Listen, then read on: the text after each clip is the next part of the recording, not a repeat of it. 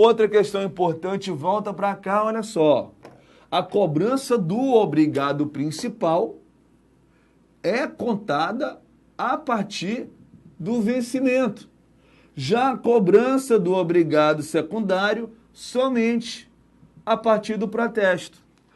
Isso é importante, bicho, porque isso é uma questão clássica em matéria de segunda fase do exame de ordem. Não é qual?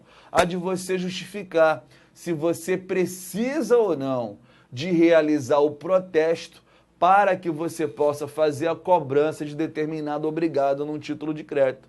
Daí é importante você saber, sabe o quê? Repara comigo, o protesto é cambialmente necessário para a cobrança do obrigado secundário. Porém, ele é cambialmente facultativo para a cobrança do obrigado principal. Por que o protesto ele é cambialmente facultativo para a cobrança do obrigado principal? É que o prazo de prescrição dele começa logo a partir do vencimento. Já para o obrigado secundário, não. O protesto ele é necessário para que você possa cobrar o obrigado secundário, porque a cobrança do obrigado secundário só se inicia com protesto em tempo hábil. Tranquilo com isso? Se está tranquilo, deixa eu só fazer uma referência importante para você, tá? Dessa regra escapa o cheque, tá? Por quê? Para você cobrar o obrigado secundário de um cheque, os endossantes de um cheque, o protesto não vai ser necessário desde que você tenha apresentado o cheque ao banco sacado em tempo hábil e o banco sacado tenha dado a declaração de não pagamento por insuficiência de fundos, que é o que nos mostra, né, o artigo 49 e o parágrafo 1º do artigo 49 da Lei do Cheque, que é a Lei 7357 de 85, vai nos dizer exatamente isso, que a declaração do banco sacado produz os mesmos efeitos do protesto. Por haver essa equiparação, então, eu não preciso de protesto para poder cobrar um endossante de um cheque. Mas fora isso, tá? A lógica é essa. Para a cobrança do obrigado principal, o protesto é facultativo. Para a cobrança do obrigado secundário, o protesto ele passa a ser necessário. Beleza? Uma outra informação ainda para a gente fechar esse terceiro tema. Uma outra informação ainda. Vencimento. Fique esperto. Juridicamente, o cheque só admite o vencimento à vista. Aquele vencimento que acontece no ato da apresentação. A duplicata, porém, ela admite o vencimento à vista e o vencimento a dia certo, que é aquele vencimento que está definido no título por dia, mês e ano. Já a nota promissória e a letra de câmbio, além do vencimento à vista e do vencimento a dia certo, ela vai admitir o vencimento a tempo certo de data, que significa a tantos dias da emissão, e o vencimento a tempo certo de vista, que significa a tantos dias da apresentação. Beleza? Bom, dito isso, repara uma coisa. Tema 3, portanto, encerrado. Se você quiser uma base aí para você raciocinar, você vai ver essa questão de prescrição basicamente aonde? Por exemplo, na LUG, né? Por exemplo, na LUG, lá nos artigos, tá? Lá nos artigos 47, né? 47, tá? Artigos 47, 53 e 71 da LUG, tá? Mas as leis específicas de título de crédito vão trazendo aí disposições semelhantes a isso, tá? Quarto tema, quadro geral de credores. Meus amigos, minhas amigas, vejam, esse é um tema muito forte para aparecer na sua prova, tá? O tema sobre quadro geral de credores você vai ver basicamente aonde? Nos artigos, tá? O tema sobre quadro geral de credores você vai ver aonde?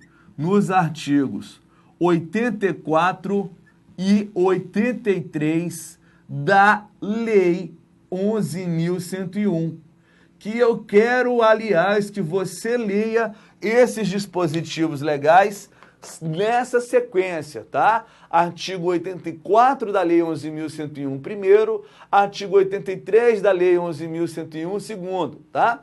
E fique esperto com isso, tá? Porque é simplesmente o tema mais relevante em matéria de segunda fase do exame de ordem relacionado à Lei 11.101. Cara, se você pegar o histórico de provas da OAB-FGV, tanto em primeira fase quanto em segunda fase, você vai ver que esse é um tema forte, um dos temas principais para o exame de ordem, que é exatamente aquilo que se refere a quê? A você saber identificar o que é, né? Quem que você paga primeiro, por exemplo, o administrador judicial ou o crédito subordinado. Quem é que você paga primeiro, por exemplo, o credor de garantia real ou o credor tributário? Quem é que você paga primeiro, por exemplo, o crédito trabalhista ou o crédito tributário? Qual que você paga primeiro, o privilégio geral ou o privilégio especial? Para você poder perceber isso, eu preciso que você leia esses dois dispositivos legais inciso por inciso, porque, meus amigos, essa é a lógica de pagamento de créditos no processo de falência. Primeiro o artigo 84, vou te mostrar uma breve noção dele aqui, depois o artigo 83, também vou te mostrar uma breve noção dele aqui, sendo importante de você perceber, tá? Que você vai pagando inciso a inciso. Tá? Você vai atendendo inciso a inciso, ou seja, só paga o inciso 2, depois que pagar o inciso 1, só paga o inciso 3, depois que pagar o inciso 2, e assim sucessivamente. Tranquilo? Deixa eu te dar algumas noções sobre isso.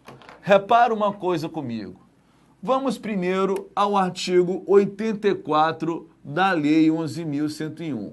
Vamos primeiro ao artigo 84 da Lei 11.101. O que você precisa perceber? Esses créditos, eles são denominados de créditos extraconcursais. Eles são denominados de créditos extraconcursais. O que é isso? São créditos, meus amigos, que por regra geral tem uma característica própria, né? São créditos que, numa linha de regra geral, eles têm origem posterior à decretação da falência. Eles têm origem posterior à decretação da falência. Mas, veja bem, a gente está falando em origem, meu amigo, tá? Origem, tá? Foque aqui, origem, não é vencimento não. Ou seja, é você olhar para a data da assinatura do contrato, é você olhar para a data da emissão do título e ver essa data e a data da sentença declaratória de falência. Se a data do crédito, a data do surgimento, da existência do crédito for posterior à data da decretação da falência, esse crédito ele vai ser um crédito do tipo extraconcursal, com previsão aqui no artigo 84 da Lei 11.101, que vai nos apresentar aí, digamos assim, 5 espécies de crédito, tá? 5 espécies de crédito, porque nós temos 5 incisos no artigo 84. Resultado, tá? Se na remota hipótese de o processo de falência não ter patrimônio para pagar a todos os créditos extraconcursais, você vai ter que atender inciso por inciso. Primeiro o inciso 1, depois o inciso 2, depois o inciso 3, depois o inciso 4 e, por final, o inciso 5. Beleza? Outra questão importante para você perceber é o que a gente tem no artigo 83 da Lei 11.101, para a gente fazer o paralelo, tá? Artigo 83 da Lei 11.101, para a gente fazer o paralelo. Você vai ter aqui agora os denominados créditos concursais, que recebem esse nome porque são aqueles créditos que vão participar do concurso de credores, em detrimento dos créditos extraconcursais que estariam fora do concurso de credores do empresário falido. E tanto estão fora que eu tenho que pagar antes o 84 para só então pagar o 83. Além disso, importante de você perceber que se tratam de créditos cuja origem é anterior à decretação da falência, tá? E veja, meu amigo, é origem, não é vencimento, não. Meu caro, mesmo que o vencimento desse título teoricamente aconteça no momento posterior à decretação da falência, você não pode esquecer que o artigo 77 vai programar o vencimento antecipado de todos os créditos contra o falido para a data da decisão judicial. Então não interessa vencimento, eu tenho que olhar para a origem, para a data da constituição do crédito, para a data da assinatura do contrato, para a data da emissão do título. Se ela tem origem anterior à data da decretação da falência, esse é um crédito pertinente ao concurso de credores. Esse é um crédito pertinente ao 83, aos créditos concursais. Se, entretanto, o crédito agora ele é de origem posterior à decretação da falência, agora esse crédito é um crédito pertinente ao artigo 84. Esse crédito ele é um crédito considerado crédito extraconcursal. Repara mais ainda, para a gente fazer esse comparativo. Nós vamos ter aqui no artigo 83, 8 incisos, o que significa dizer que nós teremos 8 espécies de créditos. Vale dizer, é pagando, meu amigo, inciso por inciso, tá? De tal modo que você só vai pagar os créditos previstos no inciso 5, depois que você pagar os créditos previstos no inciso 4, que você só vai pagar os créditos previstos no inciso 7, depois que você pagar os créditos previstos no inciso 6, e assim sucessivamente. Beleza? Eu quero deixar para você algumas referências importantes. Primeiro, repare, quanto a crédito trabalhista. Crédito trabalhista extraconcursal, aqueles créditos provenientes de salário de empregados que continuaram a trabalhar mesmo depois da falência do empregador, da falência da sociedade empresária. Esses créditos, eles são considerados créditos extraconcursais e eles devem ser recebidos sem limite, no valor integral. Já o crédito trabalhista concursal, não. Esse, a lei, no inciso 1 do artigo 83, estabeleceu um limite de pagamento de até 150 salários mínimos. Qualquer valor de crédito excedente a esse montante por cada empregado passa a ser o excesso considerado crédito quirografário. Tá? Então, a preferência do crédito trabalhista concursal hoje ela é limitada a até 150 salários mínimos por empregado. Tá? Com um detalhe importante, esse limite é só para o crédito de natureza estritamente trabalhista. As indenizações de acidente de trabalho por dolo ou culpa do empregador, essas o empregado recebe sempre de maneira integral. Uma outra questão importante está no inciso 2, que é exatamente o quê? A preferência do crédito de garantia real. né? Os créditos aí baseados em penhor, hipoteca ou anticrese. A preferência do crédito de garantia real está baseada no limite do valor do bem dado em garantia. Vale dizer, se o crédito é de R$100.000, mas o bem dado em garantia está avaliado em 80, o credor de garantia real recebe na preferência 80 mil. E os restantes? O restante vira quirografário, assim como acontece com o excedente trabalhista. E bom, trabalhista e garantia real é preferência sobre quem? Preferência sobre o crédito tributário, que é o crédito do Estado, né? Todo tributo, isso é importante você perceber, cujo fato gerador seja anterior à decretação da falência, ele vai ser um tributo concursal do 83.3. Agora, se o tributo tiver fato gerador posterior à falência, ele vai ser um tributo extraconcursal do 84, inciso 5. Além disso, importante de você perceber, chegando no inciso 4, uma grande novidade trazida pela Lei Complementar 147.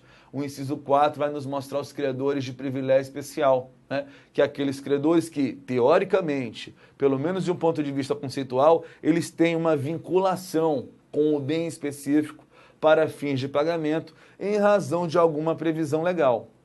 Dessa forma, cara, a Lei Complementar 147 inseriu uma linha D a esse inciso 4 para passar a entender o quê? Aquele crédito cujo titular foi enquadrado como um ME ou EPP, esse crédito ele deve ser considerado crédito de privilégio especial, independentemente da natureza do crédito. E aqui eu quero deixar para você uma notinha de pé de página, tá? Repara uma coisa, para facilitar essa sua pesquisa. Você vai abrir, então, né, o site do Planalto para encontrar lá a Lei 11.101 atualizada. Por quê? Cara, a Lei Complementar 147, ela promoveu uma série de medidas, uma série de alterações na Lei 11.101. Se o seu vadimécum for de 2016, o que eu acho que tem que ser, tá? Você não vai ter mais em destaque essas alterações promovidas pela Lei Complementar 147, que é de agosto de 2014. E o que acontece? Os examinadores em matéria de Lei 11.101 têm olhado bastante para essas alterações. Então, vale a pena de você fazer isso. Abre o site do Planalto, encontra lá a Lei 11.101 atualizada e aí saia procurando aquilo que veio a ser alterado pela Lei Complementar 147, já te digo, praticamente foi a única lei que alterou a Lei 11.101 de 2005 para cá. Separe essas alterações, grife essas alterações expressamente no seu vadimécum, porque eu não ficaria surpreso se nós tivéssemos uma questão sobre, né, Lei 11.101 e o fundamento da resposta fosse exatamente isso, né? Exatamente essas inovações trazidas aí pela Lei Complementar 147. Tranquilo com isso? Então, assim, esses eram basicamente os destaques que eu queria dar para você sobre quadro geral de credores. E, por final, não custa nada você perceber ainda sobre isso, tá? Repare, até para a gente quebrar um paradigma aqui, para aqueles de vocês que estão estudando aí direito empresarial, ou para aqueles de vocês que até estão querendo dar uma reciclada e já conseguiram lograr isso no exame de ordem. Repare, o crédito trabalhista, ele não é o primeiro crédito a ser pago, porque o crédito trabalhista está no 83.1, eu tenho um crédito extraconcursal antes dele. O primeiro, na verdade, a ser pago dos extraconcursais vai ser o administrador judicial. E é importante você perceber, cara, que o crédito quirografário, ele também não é o último, tá? O crédito quirografário, ele também não é o último.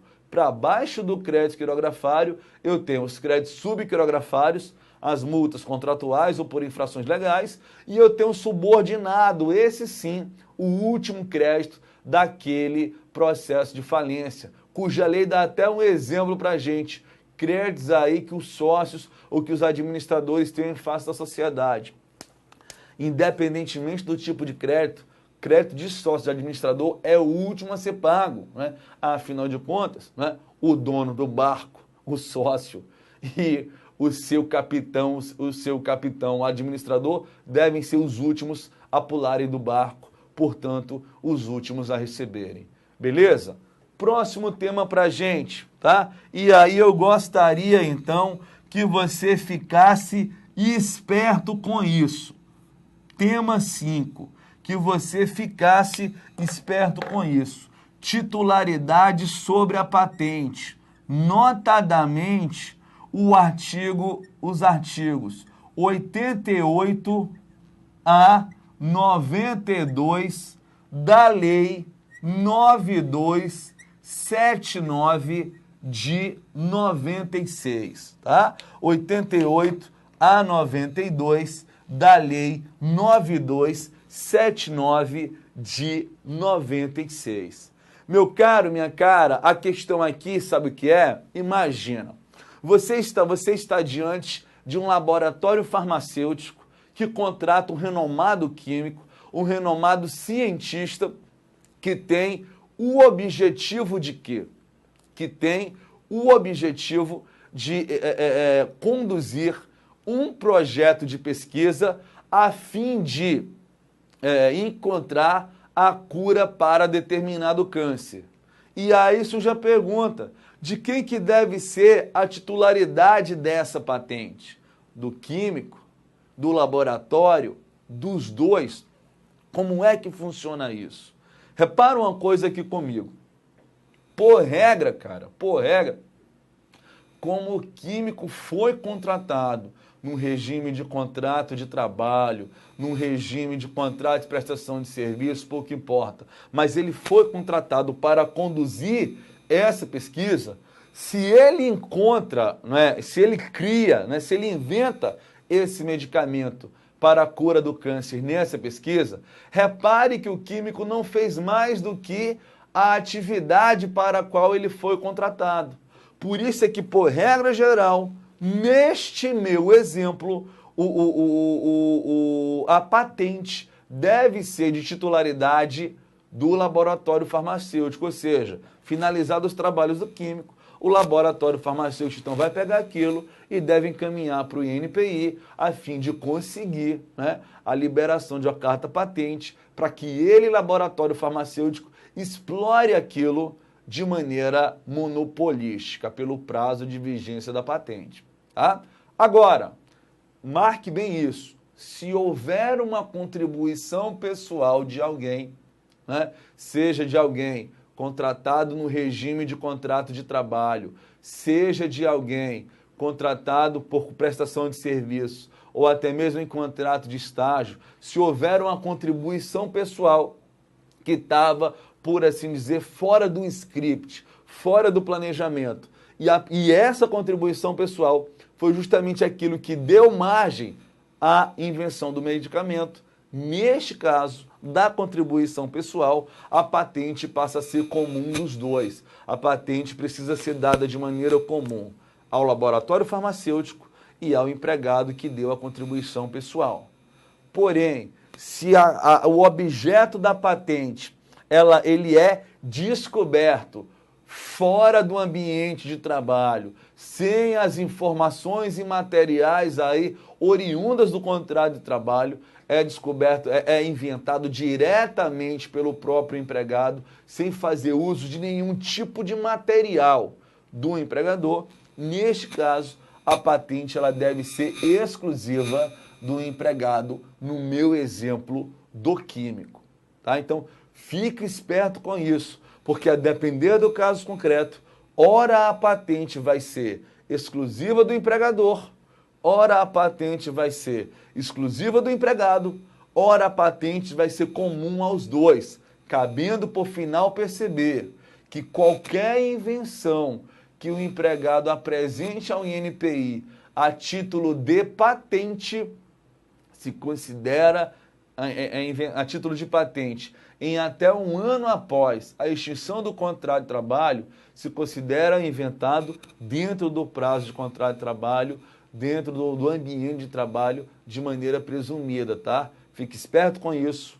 Lei 9279 de 96, artigos 88 a 92. Isso é importante.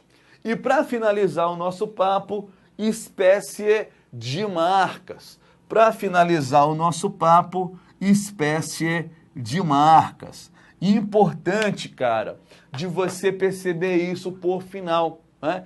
Que a nossa lei 9279, a partir do artigo 122, ela regulamenta uma série de marcas curiosas, distintas aí e importantes da gente conhecer. Perceba a priori o quê? Que a marca, cara, vai ser qualquer elemento, né, que possa ser visualmente perceptível. O direito brasileiro não admite você registrar como marca som, gosto, cheiro, nada que não seja perceptível pela visão. E o poder da marca é justamente o quê? O de dar nome a produtos ou a serviços para que ela sirva de distinção aqui entre eles. Bom, quais são as espécies de marca que você vai ouvir falar ao longo da Lei 9279? Vem cá comigo então, para eu ir te mostrar aqui, já em ritmo, né, de reta final dessa nossa aula. Primeira marca que a gente vai ter, artigo 123, inciso 1. Né? Primeira marca que a gente vai ter, artigo 123, inciso 1, que é a chamada marca de produto ou serviço. É, meu caro, a marca da regra geral, a marca que serve para dar nome a determinados produtos, para dar nome a determinados serviços, a fim de que você, consumidor, não seja levado a erro. Exemplo disso, né? Coca-Cola, a Adidas, a Tommy, enfim, as marcas que vão dando nome aí aos produtos em geral são conhecidos na Lei 9279 por marca de produto ou serviço, 123, inciso 1. O artigo 123, inciso 2, o artigo 123, inciso 2, deve nos mostrar aí o quê? As chamadas marcas de certificação. Que é isso? Marcas que servem para atestar a conformidade daquele produto com determinadas especificações técnicas aí, de que serve de exemplo os selos ISO, os selos Inmetro, etc. e tal. Tá? E nós temos ainda, né, a chamada marca coletiva do artigo 123, inciso 3, tá? A chamada marca coletiva do artigo 123, inciso 3, tá? O que é isso? É a marca que serve para identificar o quê? Que aquele produto foi marca coletiva, marcas coletivas. Deixa eu corrigir aqui para ficar bonitinho para você. Marcas coletivas. É aquela marca que designa o quê? O fato daquele produto ter sido concebido por alguém que faz parte de um determinado grupo econômico, de uma determinada associação econômica, tá? Além dessas, para finalizar, duas outras marcas. Artigo 125 vai nos mostrar a chamada marca de alto renome. É uma marca especial prevista na Lei 9279, porque ela está registrada no Brasil, mas ela tem proteção em todos os ramos da atividade econômica. Porque, meu caro, minha cara, repare, por regra, a marca ela é titularizada naquele segmento de mercado em que ela é conhecida. Mas a partir do momento em que ela ganha o alto renome, ela estará registrada para um segmento de mercado específico, mas ninguém mais poderá utilizar aquela expressão como marca em qualquer outro segmento de mercado, tá? E, por final, artigo 126, e isso é muito comum da FGV te perguntar, tá? Se marca de alto renome e marca notoriamente conhecida são a mesma coisa.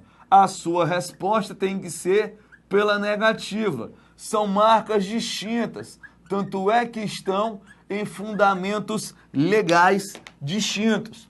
Marca notoriamente conhecida é aquela marca que não tem registro no Brasil, mas que é conhecida num determinado segmento de mercado e naquele segmento de mercado ela então é protegida mesmo sem registro. Então não dá para confundir marca de alto renome com marca notoriamente conhecida. E é isso então, a gente fecha então essa aula aqui. Espero que esses 6 temas que a gente trabalhou possa ser aí relevante para a sua aprovação no exame de ordem, porque, meu caro, você já sabe, não é? Eu sou caveira e para quem é caveira, missão dada é missão cumprida e a minha missão é fazer você passar no exame de ordem e tenha certeza, vou estar do seu lado, de mão junta com você, até a gente colocar a vermelhinha no bolso. Sabe por quê?